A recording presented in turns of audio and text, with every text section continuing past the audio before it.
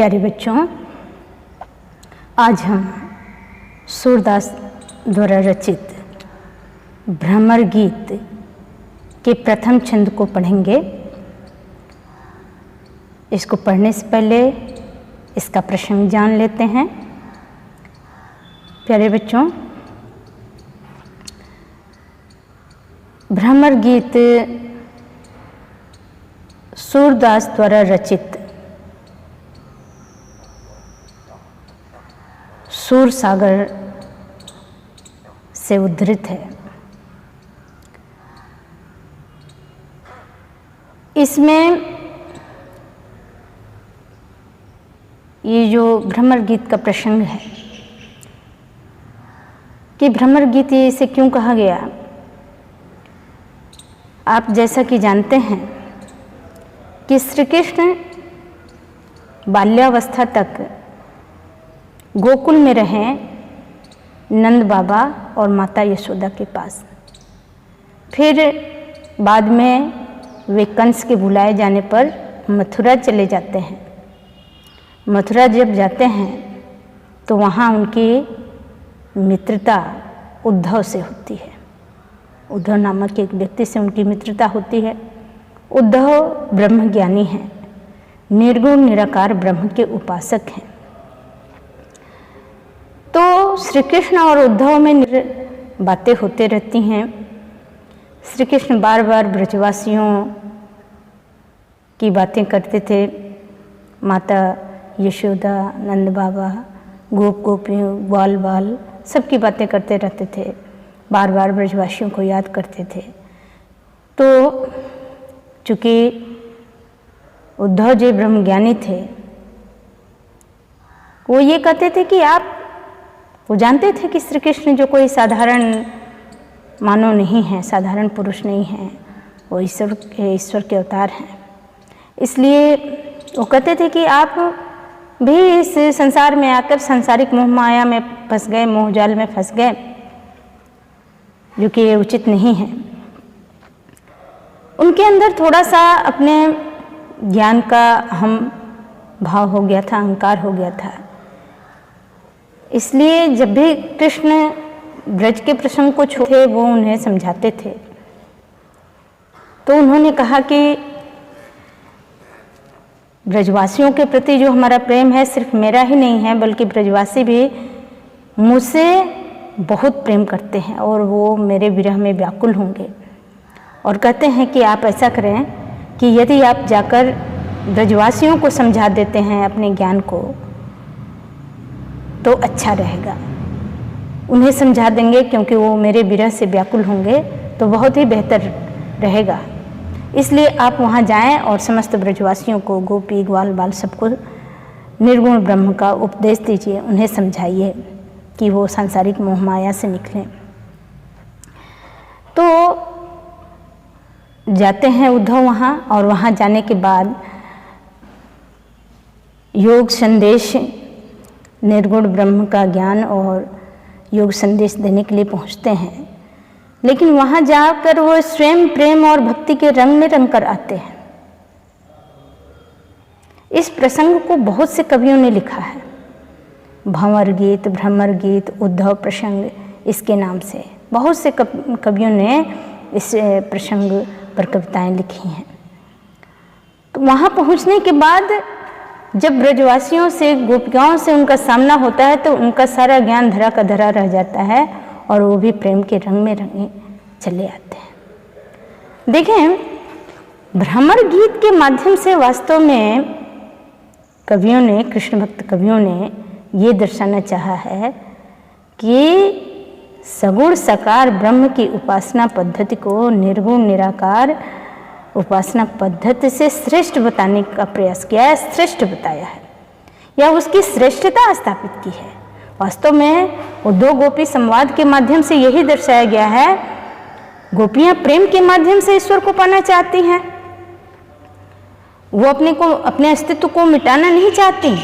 वो चाहती हैं कि हम बार बार जन्म लेते रहें और बार बार प्रभु से प्रेम करते रहें, उनके प्रति ऐसे ही समर्पित रहें, उनके ईश्वर के प्रति हमारे मन में वेदना और विरह का भाव निरंतर बना रहे, उन्हें पाने की कामना निरंतर हमारे मन में बना रहे। वो अपना अस्तित्व नहीं मिटाना चाहती। वो आप अगर जो है रत्नाकर के जो है उद्धव प्रसंग पढ़ेंगे, उसमें गोपियाँ कहती हैं बूंदता बिलई हैं बुध विवश बिचारी की, कि हम जो है बूंद की तरह से अपने अस्तित्व को मिटाना नहीं चाहती। तो इस तरह से जो है इस भ्रमर गीत में उद्धव और गोपियों का संवाद है। ये जो पहला छंद है, इस पहले छंद में जब लौट कर आ जाते हैं ब्रज से मथुरा उद्धव, तो श्री कृष्ण से समस्त ब्रजवासियों का हाल बताते हैं, उनके समाचार बताते हैं।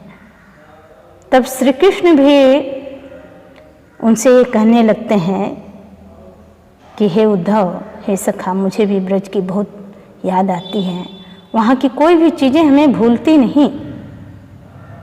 उसी को हम देखेंगे।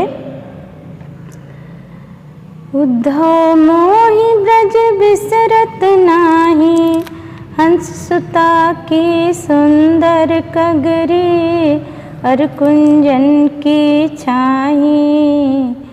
उद्धव मोहि ब्रज बिसरत नाही, वै सुरभि भय पक्ष दोहिनी, खरिक दुहावन जाही।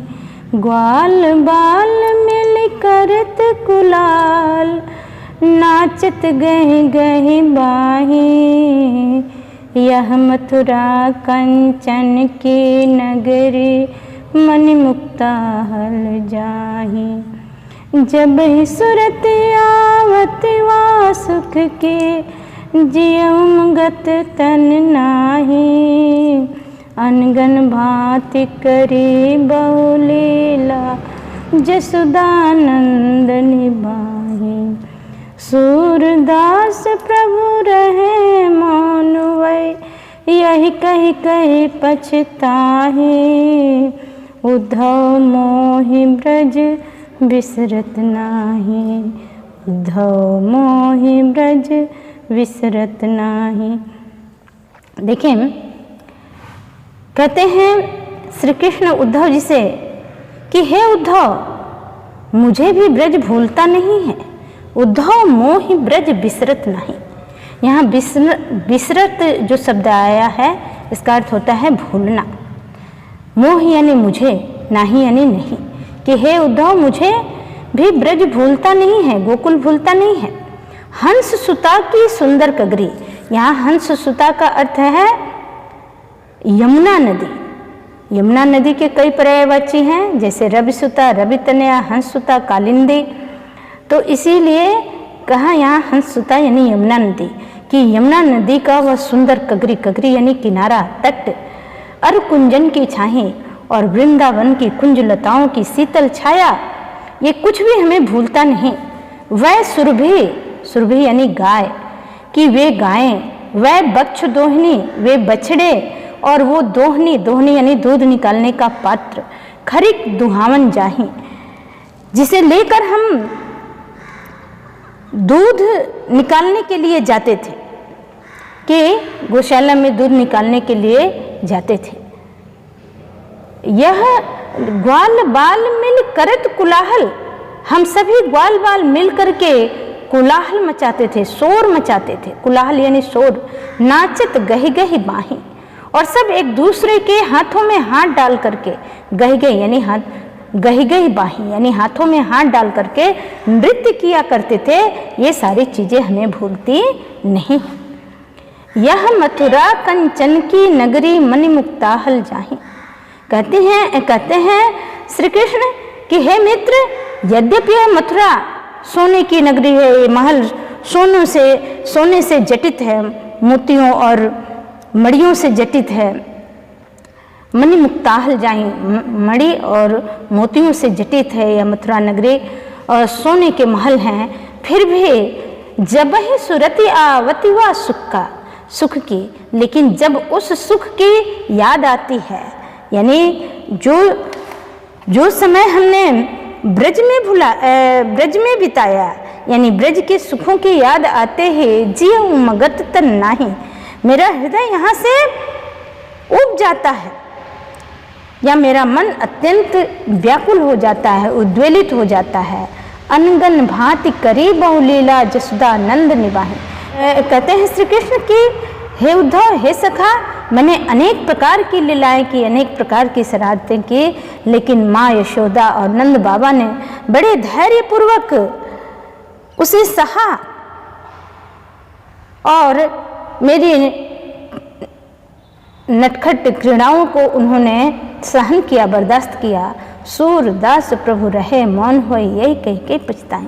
सूरदास जी कहते हैं कि प्रभु श्री कृष्ण ब्रज को और ब्रजवासियों को याद कर कर के पछता रहे हैं कि मैं ब्रज छोड़कर मथुरा क्यों आ गया।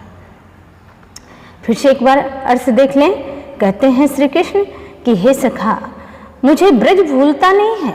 यमुना नदी का वो सुंदर किनारा, वृंदावन की वो शीतल कुंज लताएं, वे गायें, वह सुरभि, वे गायें, वे बछड़े, वो दोहनी यानी दूध निकालने का पात्र जिसे लेकर हम खरीक दुहावन जाई गौशाला में दूध निकालने के लिए जाते थे।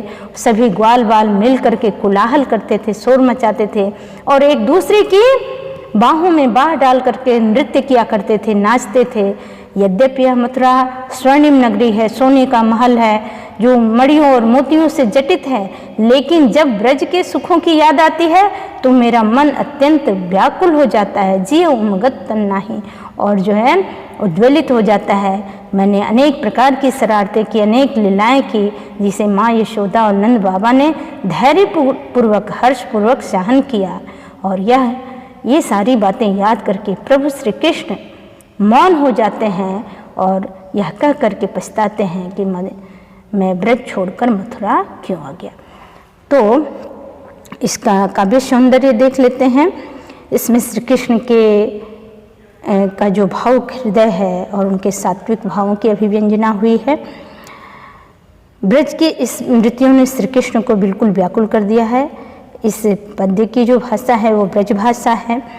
अलंकारों की दृष्टि से अनुप्रास अलंकार है, मणिमुक्ता हल जाएं, और फिर जैसे कही कही में पुनरुक्ति प्रकाश अलंकार है, गही गही कही कही, यहाँ पर पुनरुक्ति प्रकाश अलंकार है। इसी तरह से अभिधा शब्द शक्तियाँ हैं, माधुर्य गुण है और छंद गेय पद है, वियोग श्रृंगार भी है।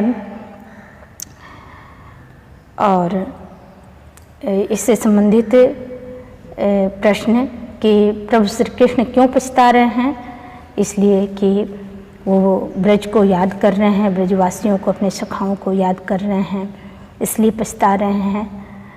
और हंस सुता का क्या अर्थ है? हंस सुता यानी यमुना। और इसी तरह से जो है श्री कृष्ण का मन कब उद्वेलित हो जाता है, तो जब वो ब्रजवासियों को याद करते हैं या ब्रज में बिताए गए पल को याद करते हैं, वहाँ के सुख को याद करते हैं, तो उनका तन मन व्याकुल हो जाता है, उद्वेलित हो जाता है। अब कई शब्द हैं जिसके अर्थ जैसे सुरभि, सुरभि यानी गाय, बक्ष यानी बछड़े, दोहनी यानी दूध निकालने का पात्र, सूरत यानी याद, ऐसे जो शब्द हैं इन शब्दों के अर्थ जान लेते हैं। अब हम आगे के छंदों को अगले वीडियो में पढ़ेंगे। धन्यवाद।